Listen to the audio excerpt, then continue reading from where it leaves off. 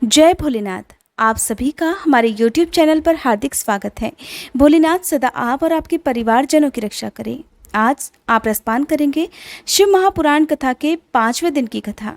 अगर आपने हमारे दूसरे चैनल पर भागवत कथा नहीं सुनी है तो जरूर बताइएगा। इससे पहले के अध्याय में आप सभी ने जाना था त्रिपुंड्र की महिमा के बारे में। शिवलिंग पर जो 3 रेखाएं बनाई जाती हैं उसे ही त्रिपुंड्र कहते हैं और इन तीनों रेखाओं के 9 देवता हैं। ये देवता कौन से हैं, अगर आप इस बारे में जानना चाहते हैं तो इससे पहले का अध्याय आप जरूर सुनिएगा। आइए रसपान करते हैं आज के अध्याय का, जिसमें आप जानेंगे रुद्राक्ष धारण की महिमा तथा उसके विविध भेदों के वर्णन के बारे में। श्री सूत जी महाराज कहते हैं, हे महाप्राज्ञ, हे महामते, शिवरूप शौनक जी, अब मैं संक्षेप से रुद्राक्ष का महात्म्य बता रहा हूँ, ध्यान पूर्वक सुनिए। रुद्राक्ष शिव को बहुत ही प्रिय है, इसे परम पावन समझना चाहिए। रुद्राक्ष के दर्शन से, स्पर्श से तथा उस पर जप करने से वह समस्त पापों का अपहरण करने वाला माना गया है। हे मुने, पूर्व काल में परमात्मा शिव ने समस्त लोगों का उपकार करने के लिए देवी पार्वती के सामने रुद्राक्ष की महिमा का वर्णन किया था। भगवान शिव ने कहा था कि हे महेश्वरी, हे शिवे, मैं तुम्हारे प्रेमवश भक्तों के हित की कामना से रुद्राक्ष की महिमा का वर्णन करता हूँ, ध्यानपूर्वक सुनो। तब भगवान शिव ने देवी पार्वती को रुद्राक्ष की महिमा बताते हुए कहा कि हे महेशानी, पूर्वकाल की बात है, मैं मन को संयम में रखकर हजारों दिव्य वर्षों तक घोर तपस्या में लगा रहा। एक दिन सहसा मेरा मन शुद्ध हो उठा। परमेश्वरी, मैं संपूर्ण लोकों का उपकार करने वाला स्वतंत्र परमेश्वर हूँ, अतः उस समय मैंने लीलावशी अपने दोनों नेत्र खोले। खोलते ही मेरे मनोहर नेत्रपुटों से कुछ जल की बूंदें गिरी। आंसू की उन बूंदों से वहां रुद्राक्ष नामक वृक्ष पैदा हो गया। भक्तों पर अनुग्रह करने के लिए वे अश्रु बिंदु स्थावर भाव को प्राप्त हो गए थे। वे रुद्राक्ष मैंने विष्णु भक्त को तथा चारों वर्णों के लोगों में बांट दिए। भूतल पर अपने प्रिय रुद्राक्षों को मैंने गौड़ देश में उत्पन्न किया। मथुरा, अयोध्या, लंका, मलयाचल, सहगिरी, काशी और अन्य देशों में भी उनके अंकुर उगाए। वे उत्तम रुद्राक्ष असह्य पाप समूहों का भेदन करने वाले तथा श्रुतियों के भी प्रेरक हैं। मेरी आज्ञा से वे ब्राह्मण, क्षत्रिय, वैश्य और शूद्र जाति के भेद से इस भूतल पर प्रकट हुए। रुद्राक्षों की ही जाति के शुभाक्ष भी हैं। उन ब्राह्मण आदि जाति वाले रुद्राक्षों के वर्ण श्वेत, रक्त, पीत तथा कृष्ण जानने चाहिए। मनुष्यों को चाहिए कि वे क्रमशः वर्ण के अनुसार अपनी जाति का ही रुद्राक्ष धारण करें। भोग और मोक्ष की इच्छा रखने वाले चारों वर्णों के लोगों और विशेषतः शिव भक्तों को शिव पार्वती की प्रसन्नता के लिए रुद्राक्ष के फलों को अवश्य धारण करना चाहिए। आंवले के फल के बराबर जो रुद्राक्ष हो वह श्रेष्ठ बताया गया है। जो बेर के फल के बराबर हो उसे मध्यम श्रेणी का कहा गया है और जो चने के बराबर हो उसकी गणना निम्न कोटि में की गई है।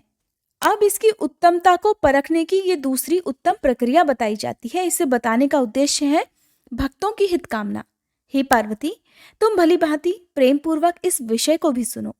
हे महेश्वरी, जो रुद्राक्ष बेर के फल के बराबर होता है वह उतना छोटा होने पर भी लोक में उत्तम फल देने वाला और सुख सौभाग्य की वृद्धि करने वाला होता है।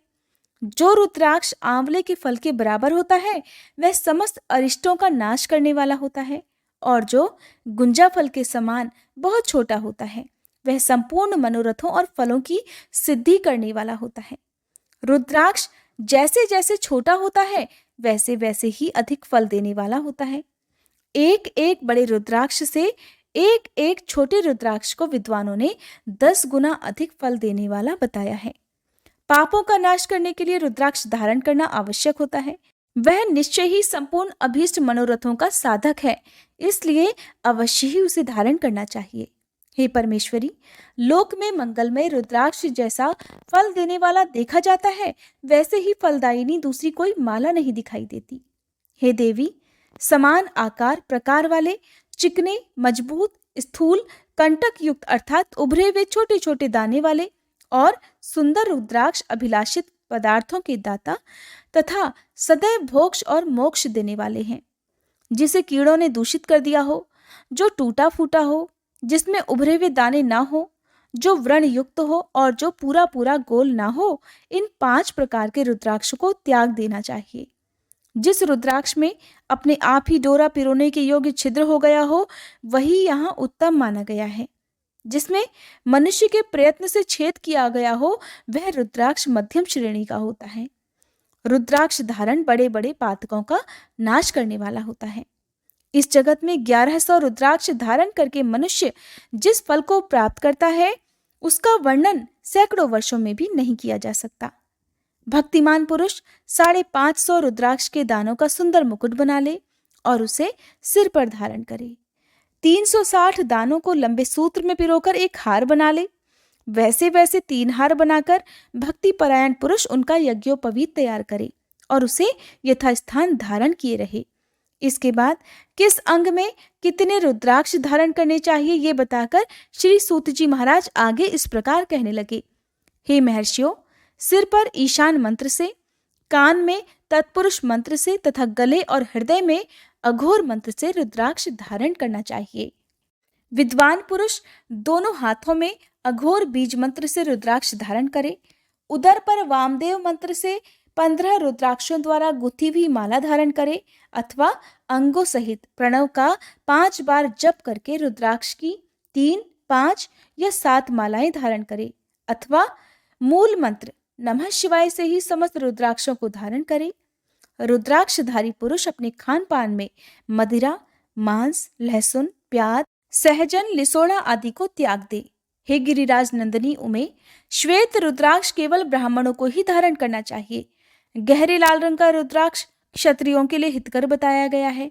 वैश्यों के लिए प्रतिदिन बारंबार पीले रुद्राक्ष को धारण करना आवश्यक है और शूद्रों को काले रंग का रुद्राक्ष धारण करना चाहिए। ये वेदोक्त मार्ग है। ब्रह्मचारी, वानप्रस्थ, गृहस्थ और सन्यासी सबको नियम पूर्वक रुद्राक्ष धारण करना उचित होता है। इसे धारण करने का सौभाग्य बड़े पुण्य से प्राप्त होता है। हे उमे, पहले आंवले के बराबर और फिर उससे भी छोटे रुद्राक्ष धारण करे। जो रोगी हो, जिसमें दाने न हो, जिन्हें कीड़ों ने खा लिया हो, जिनमें पिरोने योग्य छेद ना हो, ऐसे रुद्राक्ष मंगलाकांक्षी पुरुषों को नहीं धारण करने चाहिए। रुद्राक्ष मेरा मंगलमय लिंग विग्रह है। यह अंततो गत्वा चने के बराबर लघुतर होता है। सूक्ष्म रुद्राक्ष को ही सदा प्रशस्त माना गया है। सभी आश्रमों, समस्त वर्णों, स्त्रियों और शूद्रों को भी भगवान शिव की आज्ञा के अनुसार सदैव रुद्राक्ष धारण करना चाहिए। यतियों के लिए प्रणव के उच्चारण पूर्वक रुद्राक्ष धारण का विधान है।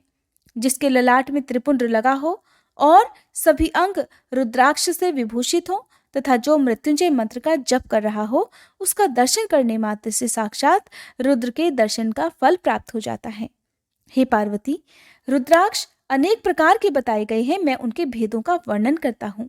वे भेद भोग और मोक्ष रूप फल देने वाले हैं।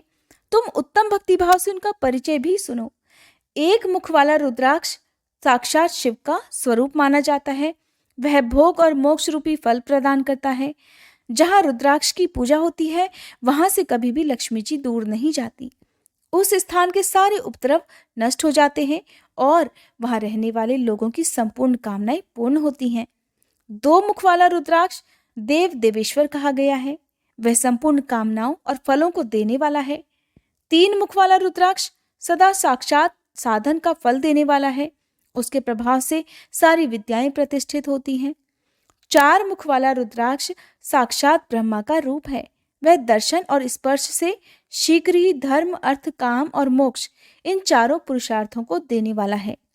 5 मुख वाला रुद्राक्ष साक्षात कालाग्नि रुद्र रूप है। वह सब कुछ करने में समर्थ है, सबको मुक्ति देने वाला तथा संपूर्ण मनोवांछित फल प्रदान करने वाला है। 5 मुख रुद्राक्ष समस्त पापों को नष्ट कर देता है। 6 मुखों वाला रुद्राक्ष कार्तिकेय का स्वरूप है। यदि दाहिनी बाह में उसे धारण किया जाए तो धारण करने वाला मनुष्य ब्रह्म हत्या आदि पापों से मुक्त हो जाता है। इसमें कोई संशय नहीं। हे महेश्वरी, 7 मुख वाला रुद्राक्ष अनंग स्वरूप और अनंग नाम से ही प्रसिद्ध है। हे देवेशी, उसको धारण करने से दरिद्र भी ऐश्वर्यशाली हो जाता है। 8 मुख वाला रुद्राक्ष अष्टमूर्ति भैरव रूप है। उसको धारण करने से मनुष्य पूर्णायु होता है और मृत्यु के पश्चात शूलधारी शंकर हो जाता है। 9 मुख वाले रुद्राक्ष को भैरव तथा कपिल मुनि का प्रतीक माना गया है, अथवा 9 रूप धारण करने वाली महेश्वरी दुर्गा उसकी अधिष्ठात्री देवी मानी गई हैं। जो मनुष्य भक्ति परायण होकर अपने बाएं हाथ में नवमुख रुद्राक्ष को धारण करता है, वह निश्चय ही मेरे समान सर्वेश्वर हो जाता है, इसमें कोई संशय नहीं। हे महेश्वरी, 10 मुख वाला रुद्राक्ष साक्षात भगवान विष्णु का रूप है। हे देवेशी, उसको धारण करने से मनुष्य की संपूर्ण कामनाएं पूर्ण हो जाती हैं। हे परमेश्वरी, 11 मुख वाला जो रुद्राक्ष है वह रुद्र रूप है। उसको धारण करने से मनुष्य सर्वत्र विजयी होता है। 12 मुख वाले रुद्राक्ष को केश प्रदेश में धारण करे। उसके धारण करने से मानो मस्तक पर 12 आदित्य विराजमान हो जाते हैं। 13 मुख वाला रुद्राक्ष विश्व देवों का स्वरूप है और उसको धारण करके मनुष्य संपूर्ण अभिष्टों को प्राप्त करता तथा सौभाग्य और मंगल लाभ करता है। 14 मुख वाला जो रुद्राक्ष है वह परम शिव रूप है। उसे भक्तिपूर्वक मस्तक पर धारण करें, ऐसा करने से समस्त पापों का नाश हो जाता है। हे गिरिराज कुमारी, इस प्रकार मुखों के भेद से रुद्राक्ष के 14 भेद बताए गए। अब तुम क्रमशः उन रुद्राक्षों के धारण करने के मंत्रों को भी प्रसन्नता पूर्वक सुनो। पहला ओम ह्रीं नमः, दूसरा ओम नमः, तीसरा ओम क्लीं नमः, चौथा ओम ह्रीं नमः, पांचवा ओम ह्रीं नमः, छठा ओम ह्रीं हुं नमः, सातवां ओम हुं नमः, आठवां ओम हुं नमः, नौवां ओम ह्रीं हुं नमः, 10वां ओम ह्रीं नमः, 11वां ओम ह्रीं हुं नमः, 12वां ओम क्रों शौं रौं नमः, 13वां ओम ह्रीं नमः और 14वां ओम नमः। इन 14 मंत्रों द्वारा क्रमशः 1 से लेकर 14 मुख वाले रुद्राक्ष को धारण करने का विधान है। साधक को चाहिए कि वह निद्रा और आलस्य का त्याग करके भक्ति और श्रद्धा भाव से संपन्न होकर संपूर्ण मनोरथों की सिद्धि के लिए उक्त मंत्रों द्वारा उन रुद्राक्षों को धारण करे। रुद्राक्ष की माला धारण करने वाले पुरुष को देखकर भूत, प्रेत, पिशाच, डाकिनी, शाकिनी तथा जो अन्य द्रोहकारी राक्षस आदि हैं, वे सब के सब दूर भाग जाते हैं। जो कृत्रिम अभिचार आदि प्रयुक्त होते हैं, वे सब रुद्राक्षधारी को देखकर सशंक होकर दूर खिसक जाते हैं। हे पार्वती, रुद्राक्ष मालाधारी पुरुष को देखकर मैं शिव, भगवान विष्णु, देवी दुर्गा, गणेश, सूर्य तथा अन्य देवता भी प्रसन्न हो जाते हैं। हे महेश्वरी, इस प्रकार रुद्राक्ष की महिमा को जानकर धर्म की वृद्धि के लिए भक्ति पूर्वक पूर्वोक्त मंत्रों द्वारा विधि पूर्वक उसे धारण करना चाहिए। हे मुनीश्वर, भगवान शिव ने देवी पार्वती के सामने जो कुछ भी कहा था वो सब तुम्हारे प्रश्न के अनुसार मैंने कह सुनाया। हे मुनीश्वरों, मैंने तुम्हारे सामने इस विद्वेश्वर संहिता का वर्णन किया है। ये संहिता संपूर्ण सिद्धियों को देने वाली तथा भगवान शिव की आज्ञा से नित्य मोक्ष प्रदान करने वाली है। इससे पहले आपने सुना था विद्वेश्वर संहिता का वर्णन, और अब आप रसपान करेंगे रुद्र संहिता का। प्रथम स्कंद में ऋषियों के प्रश्न के उत्तर में नारद ब्रह्म संवाद की अवतारणा करते हुए सूत जी का उन्हें नारद मोह का प्रसंग सुनाना, काम विजय के गर्व से युक्त हुए नारद जी का शिव, ब्रह्मा तथा विष्णु के पास जाकर अपने तप का प्रभाव बताना, इस बात का वर्णन किया गया है। जो विश्व की उत्पत्ति, स्थिति और लय आदि के एकमात्र कारण है, गौरी गिरिराज कुमारी उमा के पति हैं, तत्वज्ञ हैं, जिनकी कीर्ति का कहीं अंत नहीं है, जो माया के आश्रित होकर भी उससे अत्यंत दूर हैं तथा जिनका स्वरूप अचिंत्य है, उन विमल बोध स्वरूप भगवान शिव को मैं प्रणाम करता हूँ। मैं स्वभाव से ही उन अनादि शांत स्वरूप एकमात्र पुरुषोत्तम शिव जी की वंदना करता हूँ, जो अपनी माया से इस संपूर्ण विश्व की सृष्टि करके आकाश की भांति इसके भीतर और बाहर भी स्थित है।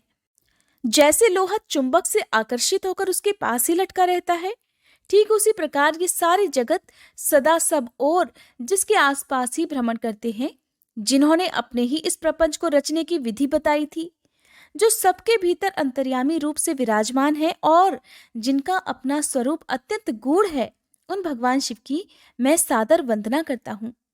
व्यास जी कहते हैं, जगत के पिता भगवान शिव, जगन माता कल्याणमयी पार्वती जी तथा उनके पुत्र गणेश जी को नमस्कार करके हम इस पुराण का वर्णन करते हैं। एक समय की बात है, नैमिषारण्य में निवास करने वाले शौनक आदि सभी मुनियों ने उत्तम भक्ति भाव के साथ श्री सूत जी से पूछा। ऋषि पूछने लगे, हे महाभाग सूत जी, विद्वेश्वर संहिता की जो साध्य साधन खंड नाम वाली शुभ और उत्तम कथा है, उसे तो हम लोगों ने सुन लिया। उसका आदि भाग बहुत ही रमणीय है तथा वह शिव भक्तों पर भगवान शिव का वात्सल्य स्नेह प्रकट करने वाली है। हे विद्वन, अब आप भगवान शिव के परम उत्तम स्वरूप का वर्णन कीजिए, साथ ही शिव और पार्वती के दिव्य चरित्रों का पूर्ण रूप से श्रवण भी कराइए। हम पूछते हैं, निर्गुण महेश्वर लोक में सगुण रूप धारण कैसे करते हैं? हम सब लोग विचार करने पर भी शिव जी के तत्व को नहीं समझ पाते। सृष्टि के पहले भगवान शिव किस प्रकार अपने स्वरूप से स्थित होते हैं, फिर सृष्टि के मध्यकाल में वे भगवान किस तरह क्रीड़ा करते हुए सम्यक व्यवहार बर्ताव करते हैं और सृष्टि कल्प का अंत होने पर वे महेश्वर देव किस रूप में स्थित रहते हैं। लोक कल्याणकारी शंकर कैसे प्रसन्न होते हैं और प्रसन्न हुए महेश्वर अपने भक्तों तथा दूसरों को कौन सा उत्तम फल प्रदान करते हैं, ये सब हमसे कहिए। हमने सुना है कि भगवान शिव शीघ्र ही प्रसन्न हो जाते हैं। वे महान दयालु हैं, इसलिए अपने भक्तों का कष्ट नहीं देख सकते। ब्रह्मा, विष्णु और महेश, ये तीन देवता शिव जी के ही अंग से उत्पन्न हुए हैं। उनके प्राकट्य की कथा तथा उनके विशेष चरित्रों का वर्णन कीजिए। हे प्रभु, आप उमा के आविर्भाव और विवाह की भी कथा कहिए। विशेषतः उनके गृहस्थ धर्म का और अन्य लीलाओं का भी वर्णन कीजिए। हे निष्पाप सूत जी, आपको ये सब तथा दूसरी बातें भी अवश्य कहनी चाहिए। सूत जी महाराज कहने लगे, हे मुनीश्वरों, आप लोगों ने बड़ी ही उत्तम बात पूछी है। भगवान सदाशिव की कथा में आप लोगों की जो आंतरिक निष्ठा हुई है, इसके लिए आप धन्यवाद के पात्र हैं। हे ब्राह्मणों, भगवान शंकर का गुणानुवाद सात्विक, राजस और तामस तीनों ही प्रकृति के मनुष्यों को सदा आनंद प्रदान करने वाला है। पशुओं की हिंसा करने वाले निष्ठुर कसाई के सिवा दूसरा कौन पुरुष उस गुणानुवाद को सुनने से ऊब सकता है? जिनके मन में कोई तृष्णा नहीं है, ऐसे महात्मा पुरुष भगवान शिव के उन गुणों का गान करते हैं, क्योंकि यह गुणावली संसार रूपी रोग की दवा है। मन तथा कानों को प्रिय लगने वाली और संपूर्ण मनोरथों को दिलाने वाली है। हे ब्राह्मणों, आप लोगों के प्रश्न के अनुसार मैं यथा बुद्धि प्रयत्न पूर्वक शिव लीला का वर्णन करता हूँ। आप सभी ध्यान पूर्वक और आदर पूर्वक सुनिए। जैसे आप लोग पूछ रहे हैं, उसी प्रकार देवर्षि नारद जी ने भी शिव रूपी भगवान विष्णु से प्रेरित होकर अपने पिता से पूछा था। अपने पुत्र नारद जी का प्रश्न सुनकर शिव भक्त ब्रह्मा जी का चित्त प्रसन्न हो गया और वे उन मुनि शिरोमणि को हर्ष प्रदान करते हुए प्रेम पूर्वक भगवान शिव के यश का गुणगान करने लगे। एक समय की बात है, मुनि शिरोमणि विप्रवर नारद जी ने, जो कि ब्रह्मा जी के पुत्र हैं, विनीत चित्त होकर तपस्या में मन लगाया।